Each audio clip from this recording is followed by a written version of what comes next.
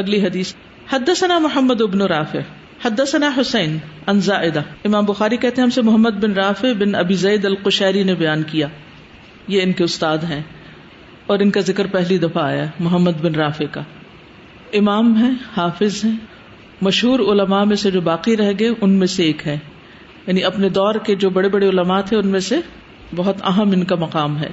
کنیت ابو عبداللہ ہے، القشیری النیسابوری ہیں، نیشا پور سے تعلق رکھتے ہیں، آزاد کردہ غلام ہیں. امام مالک کے زمانے میں 170 ہجری سے کچھ اوپر سال میں پیدا ہوئے اور انہوں نے علم کے لیے بہت سفر کیے اور انہوں نے اتنا زیادہ حدیث کا سماع کیا کہ بیان نہیں کیا جا سکتی. بہت زیادہ احادیث سنی، احادیث کو جمع کیا اور کچھ کتابیں لکھی.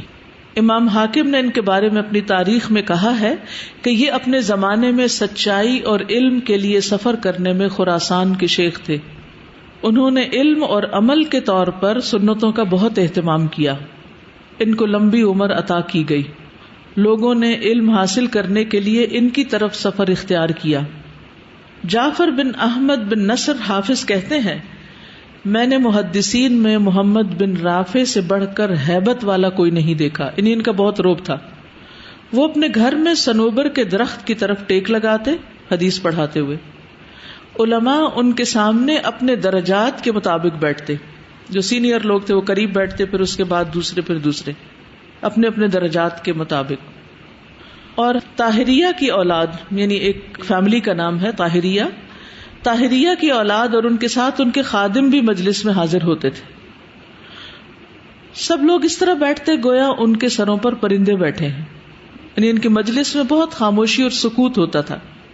جب خاموشی ہو جاتی تو وہ کتاب لیتے، اس کو خود ہی پڑھتے تھے اور کوئی بھی نہیں بولتا تھا. ان کی تعظیم کے طور پر کوئی مسکراتا بھی نہیں تھا مجلس میں، یعنی کوئی اور چیز نہیں ہوتی تھی، صرف سنجیدگی کے ساتھ علم حاصل کیا جاتا تھا. اور جب ان میں سے کوئی آدمی مسکراتا یا اپنے ساتھی سے گفتگو کرتا تو وہ کہتے وصلی اللہ علی محمد، کتاب بند کر دیتے، مجلس برخاست کر دیتے. یعنی کلاس میں اگر کوئی آپس میں بات کر لیتا تو کلاس کنٹینیو نہیں کرتے تھے، وہیں ختم. کسی کو اس بات کی ہمت نہیں ہوتی تھی کہ دوبارہ کوئی بات ان سے پوچھے، بس جو انہوں نے پڑھا دیا ٹھیک ہے، یا اپنے ہاتھ سے کوئی اشارہ کرے، یعنی ہاتھ اٹھائے یا کچھ کہے. تو ایک دن طاہریہ، یہ جو لوگ حاضر ہوتے تھے ایک خاندان، ان میں سے ان کے ایک غلام جو مجلس میں حاضر تھے وہ حدیث کی روایت کے دوران مسکرا دیے تو انہوں نے اپنی مجلس ختم کر دی. اور جب یہ خبر طاہر بن عبداللہ کے پاس پہنچی جن کی اولاد اور جن کے خادم وغیرہ حاضر ہوتے تھے تو انہوں نے کہا کہ اس خادم کو قتل کر دیا جائے کیونکہ اس نے علم کا انقطاع کیا ہے. تو بہرحال لوگ کہتے ہیں کہ ہم نے بیچ میں پڑھ کر ان کی جان بخشی کروائی اور اس کے بعد معاملہ رفع دفع ہوا. اسی طرح کہا جاتا ہے کہ طاہر بن عبداللہ نے ان کی طرف ایک ایلچی بھیجا اور 5000 درہم بھیجے. وہ ان کے پاس عصر کی نماز کے بعد گیا تو وہ روٹی کھا رہے تھے. انہوں نے بٹوا ان کے پاس رکھا اور کہا امیر نے آپ کے پاس مال بھجوایا ہے. انہوں نے کہا اس کو لے جاؤ، مجھے اس کی کوئی ضرورت نہیں. دھوپ باغ کی چوٹیوں تک پہنچ گئی ہے. مطلب یہ تھا کہ میری عمر اب بہت زیادہ ہو گئی ہے، یہ سورج ایک گھڑی کے بعد غروب ہو جائے گا، یعنی میرے مرنے کے دن قریب ہیں، مجھے اس مال کی کوئی حاجت نہیں. میں 80 سال سے اوپر کا ہو چکا ہوں، میری اور زندگی باقی ہی کتنی ہے. اور یہ کہہ کر انہوں نے مال واپس کر دیا. کہتے ہیں کہ ان کا بیٹا آیا اور کہا آج رات ہمارے پاس کھانا نہیں ہے، یعنی کھانے کو کچھ نہیں. انہوں نے اپنے کسی شاگرد کو اس ایلچی کے پیچھے بھیجا تاکہ فوراً مال طاہر کو لوٹا دے. کہیں ایسا نہ ہو کہ ان کا بیٹا اس کے پاس پہنچ جائے جو شخص لے کر آیا تھا مال، اور ان تک یہ بات پہنچے اور وہ پیسے واپس نہ آ جائیں.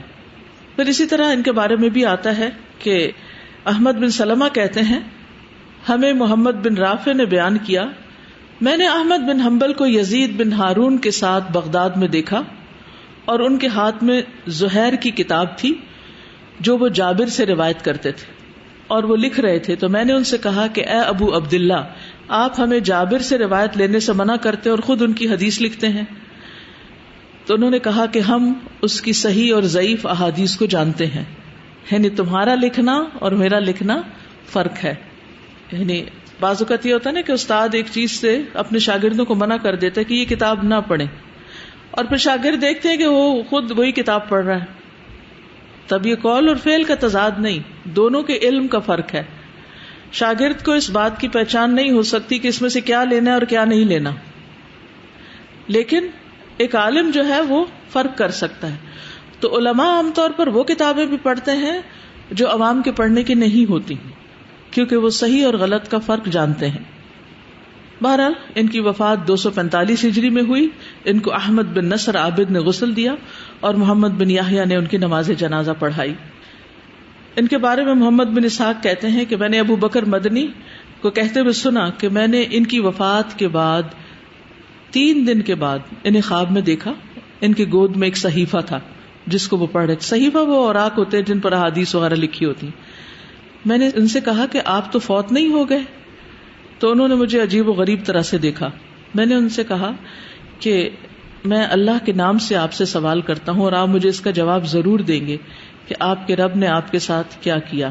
تو کہنے لگے کہ مجھے رزق اور راحت کی بشارت دی گئی، یعنی اللہ سبحانہ وتعالیٰ نے میرے ساتھ بہت اچھا معاملہ کیا ہے. بہرحال امام بخاری کے استاد حدیث روایت کرتے ہیں حدثنا حسین عن زائدہ عن ابی حسین عن سعد بن عبیدہ قال جاء رجل الى ابن عمر فسأله عن عثمان. ایک شخص ابن عمر کے پاس آیا. اس کا نام نافع بن ارزق بتایا جاتا ہے. نافع بن ارزق یہ خارجی تھا. خوارج کے بارے میں تو آپ کو پتا ہے نا کہ وہ حضرت علی کو بھی اچھا نہیں جانتے تھے اور باقی صحابہ کے بارے میں بھی ان کا خیال ٹھیک نہیں تھا. فسألہ عن عثمان، تو اس شخص نے حضرت عثمان کے بارے میں پوچھا. کس سے؟ عبداللہ بن عمر سے. دھیان سے دیکھیے نا تب واقعہ سمجھ آئے گا. فذکر عن محاسن عملہ، تو عبداللہ بن عمر نے حضرت عثمان کے محاسن بیان کیے، ان کے اچھے اچھے کارنامے بیان کیے، ان کے عمل کے محاسن. قال لعل ذلک یسوءک، تو اس کا چہرہ ذرا بدل گیا ہوگا تو وہ کہنے لگے شاید تمہیں یہ باتیں اچھی نہیں لگ رہی. قال نعم، تو خارجی کہتا ہاں مجھے نہیں پسند آ رہا کہ آپ حضرت عثمان کی تعریف کر رہے ہیں. قال فارغم اللہ بانفک، حضرت عبداللہ نے کہا کہ اللہ تمہاری ناک خاک آلود کرے، نہیں تم ذلیل ہو.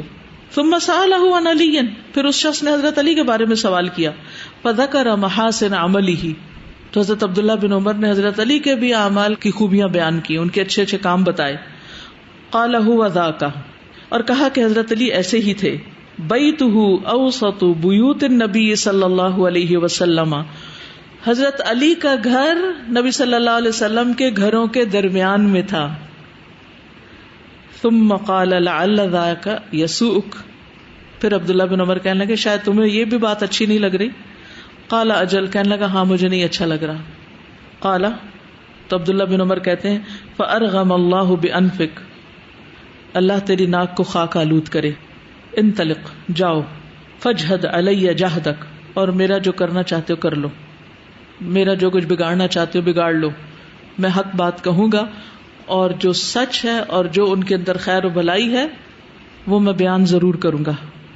اس سے بھی بہت سی باتیں پتہ چلتی ہیں، جن میں سے ایک یہ کہ صحابہ کے دور میں ہی ایسے لوگ پیدا ہو گئے تھے کہ جن کے اندر صحابہ سے بغض تھا. وہ دین کو قرآن و سنت سے لینے کی بجائے اپنی عقل پر پرکھ کر چیزوں کو دیکھتے تھے اور پھر من مانے مسائل اس سے نکالتے تھے، جس کی بنا پر انہوں نے کچھ صحابہ کی تکفیر بھی کی اور ان کی خیر و خوبی اور بھلائی سننا بھی پسند نہیں کرتے تھے. اس میں ہمارے سیکھنے کی ایک بہت بڑی بات ہے. کیا کہ ضروری نہیں کہ جب آپ کوئی اچھا کام کر رہے ہوں تو سبھی لوگ آپ کو اچھا سمجھیں، سبھی آپ سے محبت کریں. ایسا کبھی بھی نہیں ہوتا. تو کبھی بھی لوگوں سے اس بات کی تصدیق کروانے کی کوشش نہ کریں کہ لوگ آپ کو اپروول دیں کہ آپ اچھے ہیں کہ نہیں. آپ کو خود پتہ ہونا چاہیے.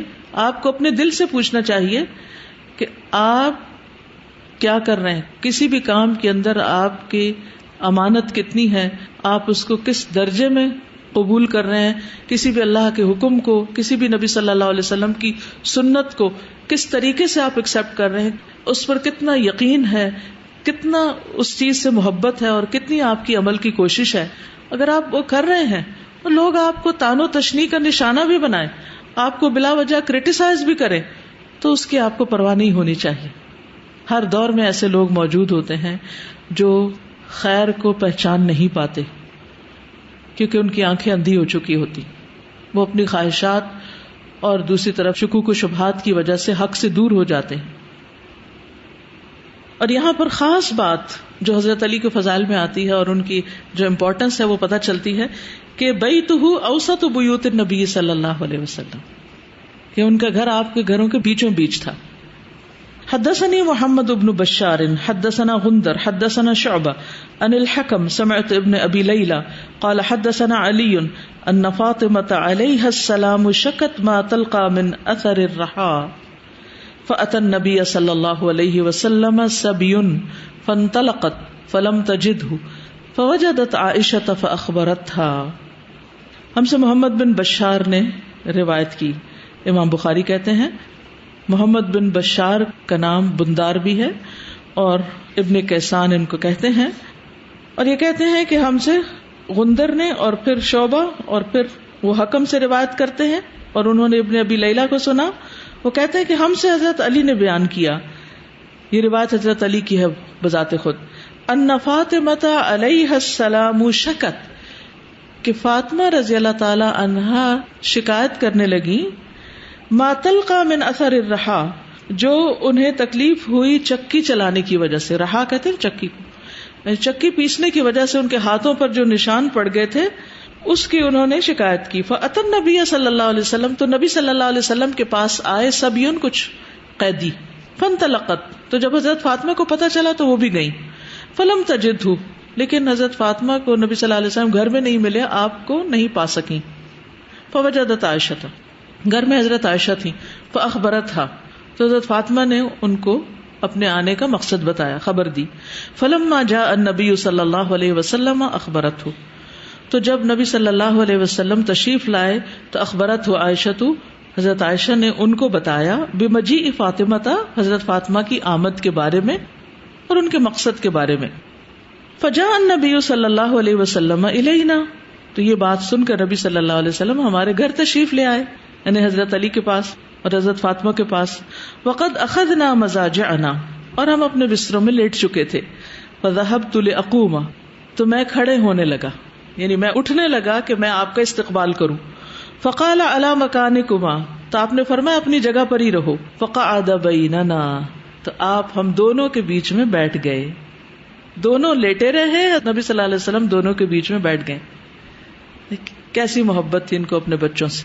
اور بچے شادی شدہ ہیں، بڑے ہو چکے ہیں، اور پھر نبی صلی اللہ علیہ وسلم اپنے کام کاج سے واپس آئے، آپ کو پتہ چلتا ہے، آپ فوراً ان کی خبر لیتے ہیں آ کر بیچ میں بیٹھ جاتے ہیں. حتی وجدت برد قدمیہ علی صدری، حضرت علی کہتے ہیں کہ میں نے آپ کے پاؤں کی ٹھنڈک اپنے سینے پہ محسوس کی. یعنی یوں محسوس ہوتا ہے کہ جب آپ بیٹھے ہیں تو آپ نے اپنے پاؤں لمبے کر لیے اور پھر آپ کے پاؤں لگ رہے ہیں حضرت علی کے سینے کو، پاؤں ٹھنڈے تھے آپ کے. وقال، اور فرمایا، الا اعلمکما خیرا مما سألتمانی، کیا میں تمہیں اس سے بہتر چیز نہ سکھا دوں جو تم نے مجھ سے مانگی ہے. تم نے مجھ سے قیدی یعنی خادم مانگا ہے، میں تمہیں اس سے اچھی چیز دیتا ہوں، علم، تعلیم. اذا اخذتما مضاجعکما، جب تم اپنے بستروں پر لیٹ جاؤ، تکبران 34، تو 34 بار اللہ اکبر کہو. وتسبحان 33، اور 33 بار سبحان اللہ کہو. وتحمدان 33، اور 33 بار الحمدللہ کہو. فہو خیر لکما من خادم، یہ تمہارے حق میں خادم سے کہیں بہتر ہے. یعنی دن کے کام کاج کر کے جب تھک جاؤ تو رات بستر پر لیٹ کر یہ تسبیحات پڑھ لو، ساری تھکاوٹ اتر جائے گی. اسی لیے ان تسبیحات کو کیا کہا جاتا ہے؟ تسبیحات فاطمہ. کتنی دیر لگتی ہے یہ سب پڑھنے میں؟ 1.5 سے 2 منٹ، اس سے بھی کم.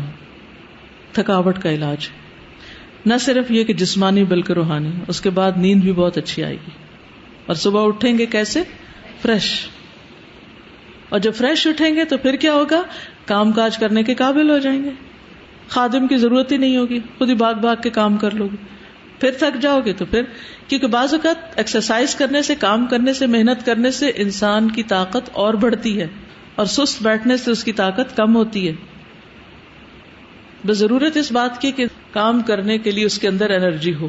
تو اس نسخے سے رات بھر سو کر جب اٹھو گے تو اپنے آپ کو انرجیٹک پاؤ گے. آزما کر دیکھیں. ہم بعضوں کا سوتے وقت کی دعائیں پڑھتے بھی ہیں اور اس میں لکھا بھی ہوتا ہے، لیکن ہم کہتے ہیں اچھا یہ لمبی تسبیحات ہے، ذرا اور دعائیں پڑھ لیں. تو انشاءاللہ دعا بھی کریں اپنے لیے اور آج سے ہی کوشش بھی کریں. ٹھیک ہے. حدثنا محمد بن بشار حدثنا غندر حدثنا شعبہ حدثنا علی بن الجعد اخبرنا شعبہ عن ایوب عن ابن سیرین عن عبیدۃ عن علی رضی اللہ عنہ. یہ حدیث بھی حضرت علی نے بیان کی. قال اقضوا كما كنتم تقضون، کہنے لگے کہ فیصلے کرو جیسے تم پہلے فیصلے کیا کرتے تھے. فإنی اکرہ الاختلاف، کیونکہ مجھے اختلاف ناپسند ہے. حتی یکون للناس جماعت، یہاں تک کہ لوگوں کے لیے یعنی جماعت ہو، یعنی اجتماع ہو، لوگ اکٹھے ہوں، تفرقہ نہ ہو. او اموت کما مات اصحابی، یا میں مر جاؤں جیسے میرے ساتھی مرے، یعنی حضرت ابو بکر اور حضرت عمر اور حضرت عثمان. فکان ابن سیرین، اور ابن سیرین کہتے ہیں یرا ان عامۃ ما یروی عن علی الکذب، کہ حضرت علی سے عام طور پر جو روایات بیان کی جاتی ہیں ان میں بہت سی جھوٹ پر مبنی ہیں. یعنی امام بخاری اور مسلم اور صحیح حدیث کے علاوہ بہت کچھ حضرت علی کے بارے میں ایسا بھی کہا گیا ہے کہ جو سچ پر مبنی نہیں. تو اس لیے ان روایات کو لینے سے پہلے بہت احتیاط برتنے کی ضرورت ہے. عن سعد قال سمعت ابراہیم ابن سعد عن ابیہ قال قال النبی صلی اللہ علیہ وسلم لعلی اما ترضى ان تكون منی بمنزلۃ ہارون من موسیٰ، کہ اے علی کیا تم اس بات پر خوش نہیں کہ تم میرے نزدیک ویسے ہی ہو جیسے ہارون موسیٰ علیہ السلام کے قریب تھے، یعنی جیسے ہارون علیہ السلام کا مقام تھا موسیٰ علیہ السلام کے ہاں، ایسا ہی تمہارا درجہ ہو میرے نزدیک. بہرحال یہاں پر ایک خاص معاملے کی طرف اشارہ ہے. کہتے ہیں کہ عبیدہ جو عراق کے قاضی تھے، اس حدیث میں جو روایت پیش آئی اس میں عبیدہ کا ذکر آ رہا ہے، عبیدۃ عن علی. ٹھیک، تو یہ عراق کے قاضی تھے. حضرت عمر کا یہ قول تھا کہ ام ولد کی بیع درست نہیں، یعنی اس کی خرید و فروخت، یعنی جو لونڈی بچہ پیدا کر دے پھر اس کو بیچا نہیں جا سکتا. حضرت علی سمجھتے تھے کہ ٹھیک ہے بیچ سکتے ہیں. عبیدہ نے یہ عرض کیا کہ ابو بکر اور عمر کے وقت سے تو ہم ام ولد کی بیع کہ اس کو ناجائز قرار دیتے ہیں، تو اب آپ کیا کہتے ہیں؟ تو حضرت علی اپنی ذاتی رائے کو پیچھے رکھتے ہیں اور کہتے ہیں وہی فیصلہ کرو جو تم پہلے کیا کرتے تھے. اقضوا کما کنتم تقضون فانی اکرہ الاختلاف، یعنی میری بات پہ مت جاؤ، جیسے فیصلے کرتے رہے ہو اب تک وہی کرتے رہو. حتی یکون للناس جماعت، تاکہ لوگ متفق رہیں ایک بات پر. اس سے کیا بات پتہ چلتی؟ حضرت علی کی حکمت، سمجھداری، عقل مندی.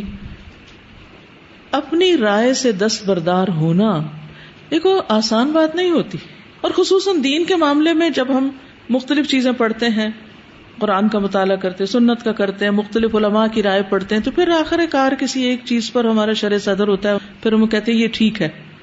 اس کے بعد کوئی ایک اور رائے پتہ چلتی ہے. ایسے میں لوگوں کی اکثریت کے اندر کوئی فلیکسیبلٹی نہیں ہوتی، اور وہ جس چیز کو خود صحیح سمجھتے ہیں اس کو لوہے کی لکیر سمجھتے ہیں، اس کے اوپر جم جاتے ہیں اور دوسروں کو بھی اس پر ہی پابند کرنے کی کوشش کرتے ہیں. اور اگر کوئی اس سے اختلاف کرے تو پھر کیا کرتے ہیں؟ اس کو کافر تک کہنے میں، بعض لوگ، سب کی نہیں بات کری، بعض لوگ اس کو کافر تک کہنے میں، گمراہ تک کہنے میں نہیں چوکتے. اور اس سے امت کے اندر اختلاف اور تفرقہ بازی پیدا ہوتی. ظاہر قرآن کی کسی آیت کے خلاف تو کوئی نہیں جا سکتا، نبی صلی اللہ علیہ وسلم نے جس چیز کا حکم دیا وہاں تو کوئی کچھ نہیں کہا. عموماً اختلاف کہاں ہوتا ہے؟ جب لوگوں کی رائے کی بات آتی ہے، یعنی مختلف چیزوں کو سامنے رکھ کر جو احکامات ڈیڈیوس کیے جاتے ہیں اس وقت اختلاف پیدا ہوتا ہے. اس میں صحابہ کے درمیان بہت سے مواقع پر ایسا اختلاف ہوا ہے، لیکن ہم کہیں نہیں دیکھتے کہ ان کے آپس میں احترام میں کوئی کمی آئی ہو، یا ایک دوسرے کی محبت میں کمی آئی ہو، یا کسی نے اپنی رائے دوسرے پہ ٹھونسنے کی کوشش کی ہو، یا رائے کے اختلاف کے موقع پر پھر وہ ایک دوسرے سے ناراض ہو گئے ہوں. نہیں، اللہ کا تقویٰ جو ہے وہ انسان کو یہ سب سکھاتا ہے، اسی سے انسان کے اندر حکمت آتی. جب انسان صرف اپنی ذات اور اپنی عقل اور اپنی سوچ کے اوپر جم نہیں جاتا، اندھی تقلید نہیں کرتا. حضرت علی بن ابی طالب کے بارے میں چند باتیں دوسری کتابوں سے. پہلی بات تو یہ ہے کہ حضرت علی سے محبت ایمان کی علامت ہے، یعنی یہ ہمارے ایمان کا حصہ ہے. مسند احمد کی روایت میں آتا ہے، حضرت علی کہتے ہیں کہ نبی صلی اللہ علیہ وسلم نے مجھ سے یہ بات بیان فرمائی کہ بے شک تم سے محبت مومن ہی کر سکتا ہے اور تم سے بغض منافق ہی کر سکتا ہے. یعنی جو اپنے دل میں حضرت علی کے خلاف بغض رکھے گا وہ پھر اپنے دل کا جائزہ لے کہ اس کا ایمان کس درجے کا ہے، کیونکہ یہ ہو نہیں سکتا کہ جس سے اللہ اور اس کے رسول محبت کرتے ہوں اس سے ہم محبت نہ کریں، ہمیں بھی اس سے محبت کرنی. پھر اسی طرح ایک جنگ کے موقع پر حضرت علی رضی اللہ تعالیٰ عنہ نے ایک کام کیا جس کی وجہ سے کچھ لوگوں نے ان سے اختلاف کیا. تو 4 لوگوں نے طے کیا کہ ہم جب نبی صلی اللہ علیہ وسلم سے ملیں گے تو ہم آپ کو بتائیں گے حضرت علی نے کیا کیا. اب ہوا یہ کہ مسلمان جب سفر سے لوٹتے تھے، کسی غزوے سے سریے سے واپس آتے تھے، تو پہلے رسول اللہ صلی اللہ علیہ وسلم سے آ کر ملتے، آپ کو سلام کرتے، پھر اپنے گھروں کو جاتے تھے. چنانچہ جب یہ سریہ واپس آیا، غزوہ وہ ہوتا ہے جس میں آپ خود تشریف فرما ہو، لیکن سریہ وہ ہوتا ہے جو آپ نے ایکسپیڈیشن بھیجی ہو اور آپ خود ساتھ نہ گئے. تو جب یہ سریہ واپس آیا تو لوگوں نے آپ صلی اللہ علیہ وسلم کو سلام کیا. تو ان 4 میں سے ایک شخص کھڑا ہوا، اس نے عرض کیا، اللہ کے رسول صلی اللہ علیہ وسلم کہ آپ کو نہیں معلوم کہ علی بن ابی طالب نے ایسا اور ایسا کیا ہے؟ تو آپ صلی اللہ علیہ وسلم نے ادھر سے منہ پھیر لیا. پھر دوسرا کھڑا ہوا، اس نے بھی ایسا ہی کہا، آپ نے پھر منہ پھیر لیا. تیسرا کھڑا ہوا، اس نے بھی ایسا ہی کیا، تو آپ نے پھر اس کی طرف توجہ نہ کی. چوتھا کھڑا ہوا، پھر یہی معاملہ کیا. پھر آپ لوگوں کی طرف متوجہ ہوئے اور آپ کے چہرے پر ناراضگی کے آثار تھے. آپ نے فرمایا، تم لوگ علی کے سلسلے میں کیا چاہتے ہو؟ تم لوگ علی کے سلسلے میں کیا چاہتے ہو؟ تم لوگ علی کے سلسلے میں کیا چاہتے ہو؟ علی مجھ سے ہے اور میں اس سے ہوں، اور وہ دوست ہیں ہر اس مومن کے جو میرے بعد آئیں گے. ہر مومن ان سے محبت کرے گا. تو اس سے یہ بات بھی پتہ چلتی ہے کہ نبی صلی اللہ علیہ وسلم کو اس بات سے تکلیف ہوتی تھی جس سے حضرت علی کو تکلیف ہوتی، یا کوئی حضرت علی کو تکلیف دیتا یا ان کے ساتھ اپنی ذاتی رائے کی بنا پر کوئی اختلاف یا ناراضگی کا اظہار کرتا ہے. نبی صلی اللہ علیہ وسلم ان سے بہت محبت کرتے تھے. محمد بن اسامہ اپنے والد سے روایت کرتے ہیں کہ جعفر، علی اور زید بن حارثہ. جعفر کون ہے؟ جعفر بن ابی طالب حضرت علی کے بھائی ہیں. اور زید بن حارثہ کون ہے؟ آپ کے منہ بولے بیٹے اور آزاد کردہ غلام، کیونکہ آپ نے ان کو آزاد کر دیا تھا. تو یہ سب اکٹھے ہوئے. آپ ان تینوں سے بہت محبت کرتے تھے. جعفر کہنے لگے، میں رسول اللہ صلی اللہ علیہ وسلم کو تم سب سے زیادہ محبوب ہوں. حضرت علی نے کہا، میں رسول اللہ صلی اللہ علیہ وسلم کو تم سب سے زیادہ محبوب ہوں. زید نے کہا، میں رسول اللہ صلی اللہ علیہ وسلم کو تم سب سے بڑھ کر محبوب ہوں. اس بات میں مقابلہ کرنے لگے. انہوں نے کہا، چلو رسول اللہ صلی اللہ علیہ وسلم کے پاس جا کر ان سے پوچھ لیتے ہیں، فیصلہ کروا لیتے ہیں. اسامہ بن زید کہتے ہیں وہ سب آئے، آپ سے اندر آنے کی اجازت طلب کی. آپ نے فرمایا، یعنی حضرت اسامہ سے کہا کہ جاؤ دیکھو کون ہے. میں نے کہا یہ جعفر، علی اور زید ہیں. میں نے یہ نہیں کہا کہ میرے والد ہیں. آپ نے فرمایا ان کو اندر آنے کی اجازت دو. وہ سب اندر آ گئے. کہا آپ کو سب سے زیادہ محبوب کون ہے؟ آپ نے فرمایا فاطمہ. انہوں نے کہا ہم مردوں کے بارے میں سوال کر رہے ہیں. آپ نے فرمایا جعفر، تمہارا اخلاق میرے اخلاق کے اور تمہاری جسمانی ساخت میری جسمانی ساخت کے سب سے زیادہ مشابہ ہے، اور تم مجھ سے اور میرے نسب سے ہو. علی، تم میرے داماد ہو، میرے بچوں حسن اور حسین کے باپ ہو. تم مجھ سے ہو اور میں تم سے ہوں. اور زید، تم میرے دوست ہو، تم مجھ سے ہو، تمہاری ذمہ داری مجھ پر ہے اور تم مجھے لوگوں میں محبوب ترین ہو. کتنا خوبصورت فیصلہ تھا آپ کا. سب کی خوبیاں بیان کی اور سب سے محبت کی وجہ بتا دی، تعلق کی بنیاد بتا دی. یہ ڈھنگ، یہ گر، یہ حکمت، یہ سلیقہ ہمیں نہیں آتا. اگر ہمارے بچے ہم سے آ کر پوچھیں تو ہم کیا کریں گے؟ ایک ہی جملے میں فیصلہ چکا دو، تم سب مجھے عزیز ہو. کہہ سکتے ہیں، کوئی اس میں غلط بات نہیں، سبھی عزیز ہوتے ہیں بچے. لیکن اس موقع پر کیا کرنا چاہیے؟ ہر ایک کو اس کی خوبیاں یاد دلانی چاہیے. اس سے کیا فائدہ ہوتا ہے؟ ان کے اندر ایک کانفیڈینس پیدا ہوتا ہے. ان کو یہ نہیں ہوتا کہ اچھا یہ محبوب ہے تو پھر ہم نہیں، کیونکہ وہ خود ہی نتیجہ نکال لیتے ہیں نا. اگر ان سے محبت کرتے ہیں تو اس کا مطلب ہم سے نہیں کرتے. حالانکہ ایک وقت میں ایک سے زیادہ سے محبت کر سکتے. مجھے کسی نے ذکر کیا کہ ان کے بیٹے کی جب شادی ہوئی، پہلی بیٹی ہوئی، تو اس سے بہت زیادہ اس کو پیار تھا. اور کچھ عرصے کے بعد دوسرا بچہ پیدا ہونے والا تھا، تو اپنی والدہ کے پاس آیا بچہ اور کہنے لگا کہ اماں مجھے یہ سمجھ نہیں آتی کہ میں اپنی اس بیٹی سے زیادہ کسی اور کو چاہ سکتا ہوں، وہ دوسرے بچے کے ساتھ کیا ہوگا، اس کو کیسے چاہوں گا، میں تو پہلی بیٹی ہے، اس سے زیادہ میں سوچ بھی نہیں سکتا کہ کسی اور سے مجھے محبت. تو نے کہا بس انتظار کرو، جب وہ پیدا ہو جائے پھر میرے پاس آنا. کہ کس طرح اللہ سبحانہ وتعالیٰ سب بچوں کے دل میں محبت پیدا کر دیتا ہے. اور واقعی ایسا نہیں ہوتا کہ ایک بچے سے محبت کی وجہ سے دوسرے بچے محبوب نہیں ہوتے. بعض بچوں کو یہ شکایت پیدا ہو جاتی ہے ماں باپ سے، آپ فلاں کو زیادہ چاہتے ہیں. نہیں، ماں باپ ہر ایک کو زیادہ چاہتے ہیں، اور ہر ایک کی الگ ایک خوبی ہوتی، ہر ایک کا اپنا ایک مقام ہوتا ہے. تو اس طرح کی بدگمانی اور اس قسم کی ناراضگی کسی سے بھی نہیں رکھنی چاہیے، کیونکہ ہر ایک کا ایک مقام ہے. ہم سمجھتے ہیں کہ دل ایک بہت چھوٹی سی چیز ہے، ایک چھوٹی جگہ، بس اس میں ایک چیز رکھ دی تو دوسری نہیں آئے گی.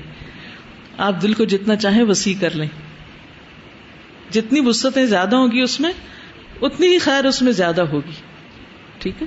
جب یہ آیت مباہلہ نازل ہوئی، سورۃ آل عمران میں آتی ہے، آپ لوگوں نے پڑھی ہوگی، تو رسول اللہ صلی اللہ علیہ وسلم نے حضرت علی، فاطمہ، حسن اور حسین رضی اللہ عنہم کو بلایا اور فرمایا اے اللہ یہ سب میرے اہل بیت ہیں. اور ان کو ساتھ لے کر جب آئے، اور پھر نصارہ کے ساتھ آپ نے جب ان کو دعوت دی، مباہلہ کی، تو وہ ڈر گئے اور انہوں نے انکار کر دیا، اور پھر بعد میں آپ سے صلح کر لی. پھر اسی طرح حضرت علی رضی اللہ عنہ سے مروی ہے کہ ایک مرتبہ رسول اللہ صلی اللہ علیہ وسلم نے مجھ سے فرمایا کیا میں تمہیں ایسے کلمات نہ سکھا دوں کہ جب تم انہیں زبان سے ادا کر لو تو تمہارے گناہ معاف کر دیے جائیں گے، حالانکہ تمہارے گناہ معاف ہو چکے. اور وہ کلمات کیا ہیں؟ لا الہ الا اللہ الحلیم الکریم، لا الہ الا اللہ العلی العظیم، سبحان اللہ رب السماوات السبع ورب العرش العظیم، الحمد للہ رب العالمین. اللہ کے سوا کوئی معبود نہیں، وہ حلیم و کریم ہے، اللہ کے علاوہ کوئی معبود نہیں، وہ بلند و برتر ہے، اللہ ہر عیب اور نقص سے پاک ہے، وہ ساتوں آسمانوں اور عرش عظیم کا رب ہے. تمام تعریفیں اس اللہ کے لیے ہیں جو تمام جہانوں کا پالنے والا ہے. پھر اسی طرح سلسلہ صحیحہ کی ایک روایت میں آتا ہے، نبی صلی اللہ علیہ وسلم نے فرمایا اے لوگو علی کی شکایت مت لگایا کرو، یعنی میرے پاس ایسی باتیں لے کے نہ آیا کرو، بس اللہ کی قسم وہ اللہ کی ذات میں یا اللہ کے راستے میں اس بات سے زیادہ بہتر ہے کہ اس کی شکایت کی جائے. یعنی وہ اللہ سبحانہ وتعالیٰ کے لیے ایسے مخلص ہیں یا اللہ کے دین کے لیے اتنی قربانی کرنے والے ہیں کہ تم ان کی باتیں میرے پاس لے کر نہ ہو.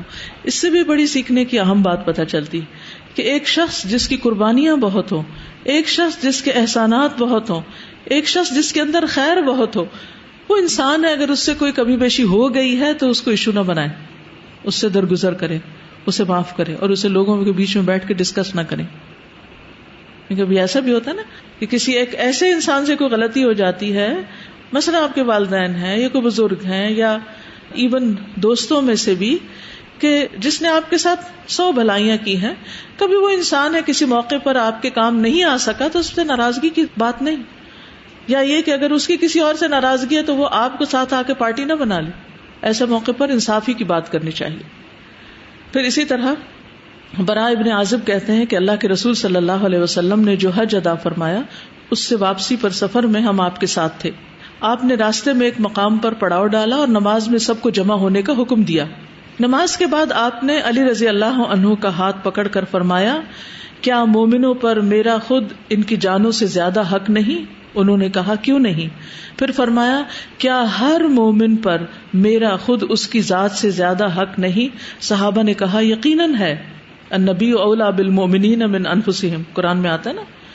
تو آپ نے فرمایا جس کا میں دوست ہوں یہ بھی اس کا دوست ہے. آپ نے کس کا ہاتھ پکڑا ہوا تھا؟ حضرت علی کا. جس کا میں دوست ہوں اس کا یہ بھی دوست ہے. اے اللہ جو اس سے دوستی رکھے تو اس سے دوستی رکھ، اے اللہ جو اس سے دشمنی رکھے تو اس سے دشمنی رکھ. یعنی نبی صلی اللہ علیہ وسلم نے سب کے ساتھ، آپ سوچئے کہ حج پہ کتنے لوگ ہوں گے اور کتنا بڑا مجمع تھا جو آپ کے ساتھ تھا، اور کتنے لوگ اکٹھے تھے جس موقع پر آپ صلی اللہ علیہ وسلم نے حضرت علی رضی اللہ تعالیٰ عنہ کی یہ تعریف فرمائی. آپ میں سے کوئی کچھ کہنا چاہتا ہے؟ کیا سیکھا آپ نے حضرت علی رضی اللہ عنہ سے؟ کیا چیز غالب نظر آتی ہے ان سارے واقعات میں؟ السلام علیکم استاذہ. وہ جو حدیث ہے نا ابو تراب والی، اس میں جیسے کہ مٹی سے عاجزی کی بھی ایک لی جاتی ہے نسبت. میں سوچ رہی تھی کہ کتنی عاجزی تھی حضرت علی میں، جو ان کو نام بالکل صحیح دیا گیا تھا، اور جس موقع پر دیا گیا تھا وہ عاجزی کا ہی اظہار تھا. کیونکہ جب ہم حضرت علی کی سیرہ پڑھتے ہیں تو اس میں جو واقعہ آیا ہے کہ جب وہ ناراض ہو کر آئے تھے گھر سے، تو جب ان کو واپس لے کر گئے تھے نبی صلی اللہ علیہ وسلم، تو انہوں نے حضرت فاطمہ کو نصیحت کی تھی کہ بیٹی کون سا شوہر ہے جو خاموش رہتا ہے بیوی کی بات پر، ایسے ہی کچھ الفاظ تھے. تو اس کے بعد حضرت علی فرماتے ہیں کہ اس کے بعد میں نے کبھی حضرت فاطمہ سے بحث یا لڑائی نہیں کی، کیونکہ انہوں نے میری فیور کی تھی ان کے والد نے. تو یہ ایسی عاجزی واقعی شوہروں میں بہت کم ہوتی ہے. یہ تو ایک موقع تھا، لیکن حضرت علی میں واقعی یہ جو ان کو کنیت دی گئی تھی، ایک نام دیا گیا، تو ان کو بہت سوٹ کرتا ہے. السلام علیکم استاذہ. میں نے نا ساری حدیثوں سے کچھ پوائنٹس نوٹس کیے، سارے بتا دوں؟ سارے بتا دیں. اچھا، جو سب سے حدیث تھی ابو تراب والی جو حضرت سہل بن سعد نے روایت کی ہے، اس میں آپ صلی اللہ علیہ وسلم کا اسٹائل آف آسکنگ اور اسٹائل آف کالنگ، حضرت فاطمہ سے پوچھ رہے ہیں کہ آپ کے چچا کے بیٹے کہاں ہیں. تو ناراضگی تو دونوں میں تھی، دونوں کو ہی راضی کرنا تھا ایک دوسرے سے، دونوں کے دل نرم کرنے تھے. اور حضرت علی کو کہہ رہے ہیں ابو تراب. تو یہ بڑا کرتا ہے، جیسے ہم تفسیر میں بھی پڑھتے ہیں نا یا ایھا الذین آمنوا، تو آپ کہتی ہیں نا کہ اسٹائل مطلب اللہ تعالیٰ ایمان والوں سے کہہ رہے ہیں، تو یہ بات پھر خاص ہو جاتی ہے.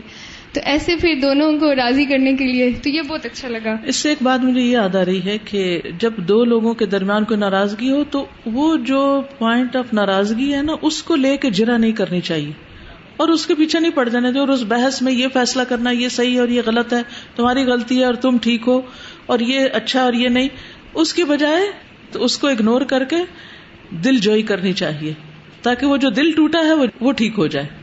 جی. اور اس کے بعد حضرت عبداللہ بن عمر والی ہے، حضرت عمر کے بیٹے ہیں، انہی کی طرح بہادر اور حق بات میں کانفیڈنٹ.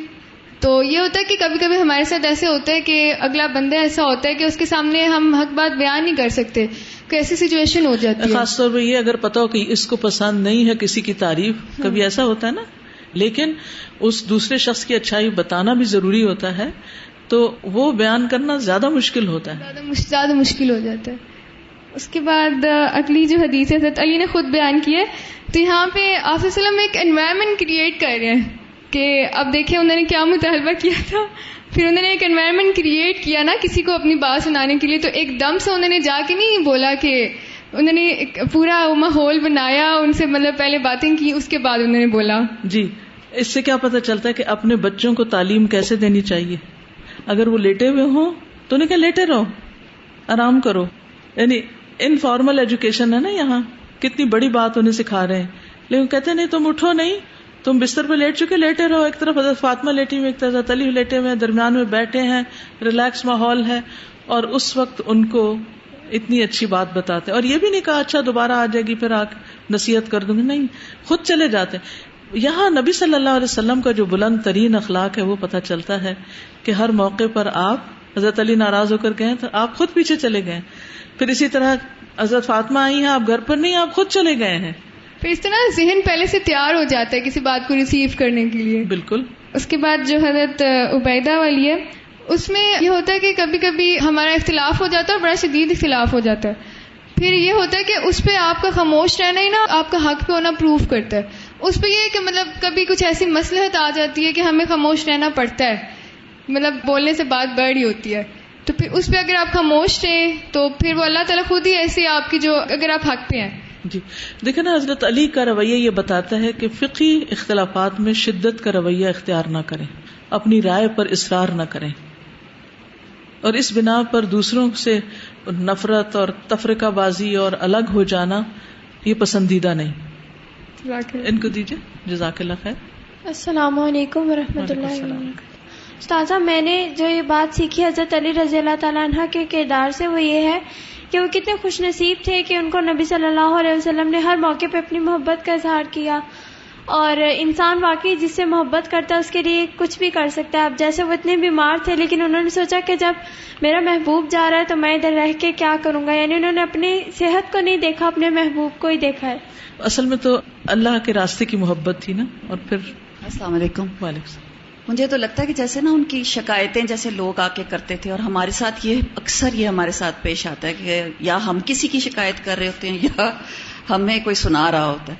تو جب شکایتیں کی گئیں اور سنائی گئیں تو رسول اللہ صلی اللہ علیہ وسلم کا کیا ریئیکشن تھا. لیکن حضرت علی کا اپنا بھی کردار نظر آتا ہے کہ وہ بھی آ کے پہلے رسول اللہ صلی اللہ علیہ وسلم کو صفائیاں نہیں پیش کرتے تھے کہ فلانے کو میرے سے شکایت ہوگی، وہ آئے گا، وہ اس طرح سے. اصل میں ہم ان جھگڑوں میں زندگی ضائع کر دیتے ہیں. بالکل. تو اس سے بچنے کی ضرورت. اور دوسرا یہ جو سب کی کوالٹیز بتانا اور اس رائٹ ٹائم پہ رائٹ اس کی بات کرنا، یہ بہت بڑا. یہ کیسے پیدا ہوتا ہے؟ یعنی آپ کس وقت، یعنی اچانک ہی معاملہ پیش آیا نا، وہ تینوں بات کر رہے ہیں اور اچانک آپ کے پاس آ جاتے ہیں، آپ اس کے لیے پریپیئرڈ نہیں ہیں، کہیں آپ نے لکھ کے نہیں رکھا ہوا کس کے اندر کیا خوبی ہے اور کس کو کیا بتانا ہے. جو آپ کے دل میں تھا اس کا آپ نے اظہار کیا. یہ اس وقت ہو سکتا ہے جب آپ لوگوں میں دلچسپی لیں، آپ لوگوں کی خوبیاں دیکھنا جانتے ہوں اور آپ کے دل کے اندر پوری طرح سچائی کے ساتھ موجود ہوں، جینوئنلی. پھر آپ بول سکتے ہیں، اینی ٹائم آپ بتا سکتے ہیں کہ کون کیسا ہے. لیکن اگر آپ کی تھنکنگ نیگیٹو اور ہر وقت آپ لوگوں کو کرٹیسائز کرتے رہتے، صرف وہ چیزیں چنتے رہتے جو ان کی کمزوریاں ہیں، تو پھر ایسے موقع پر آپ کوئی اچھی بات زبان سے نہیں نکال سکتے.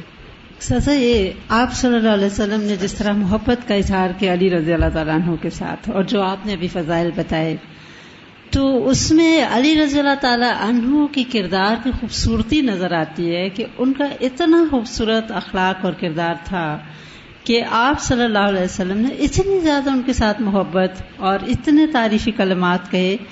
تو وہ کہتے ہیں کہ سب سے زیادہ آپ صلی اللہ علیہ وسلم کا زہد اور تقوی اور دنیا سے بے رغبتی جس صحابی میں سب سے زیادہ نمایاں ہے وہ علی رضی اللہ تعالیٰ عنہ. اور وہ اینڈ تک رہی، جب خلیفہ بھی بن گئے، جب اتنا بڑا محاصر کروڑوں کا آتا تھا اور اپنی بھی پرسنل زکوٰۃ ہزاروں میں تھی.